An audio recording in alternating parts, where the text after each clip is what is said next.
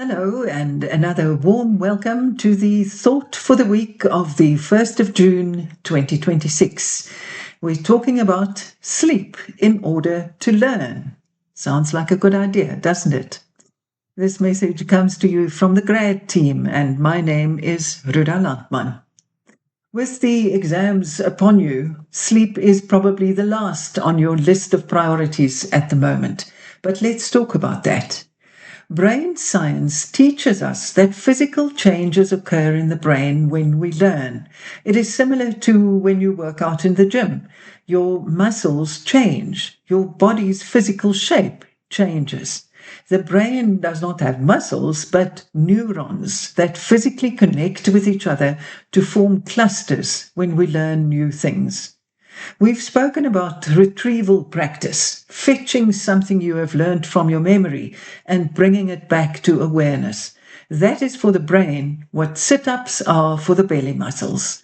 And by the way, that's one more reason why cramming is a waste of time. 5 hours of sit-ups and then nothing more will only make your stomach muscles ache for days. An hour of muscle training per day for 5 days, on the other hand, will have a visible effect. But just as your body needs rest between bouts of exercise, your brain needs rest to consolidate your hard work in building those neural clusters and connections. It may feel completely illogical, but sleep helps you learn. You have to sleep. In the first place, the brain chemical glutamate, which is necessary to make the connections between the synapses, builds up over your hours of study until it does the opposite. It clogs the connections, making your brain sluggish and making it very difficult to remember anything. Sleep clears it out so you can start fresh. But there's even more intriguing research which has only recently become available. Professor James Maas, former head of psychology at Cornell University in America, has written a book called Power Sleep. He explains that research shows that during REM sleep, towards the end of the night when we dream, the brain creates what are called sleep spindles. A sleep spindle is a 1 to 2 second burst of brain waves that reorganizes neural networks essential for remembering, learning, performance, and problem solving. In the process, new information is stored into long-term memory.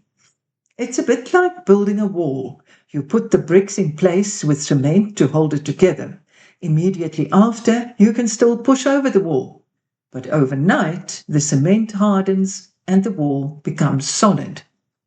Depriving the brain of sleep, says Professor Maas, makes you clumsy, stupid, and unhealthy.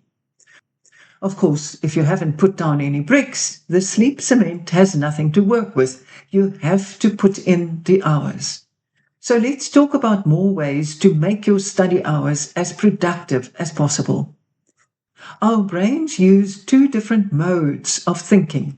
The focused mode for concentrating on specific tasks, and the diffuse mode for mind-wandering and big-picture thinking.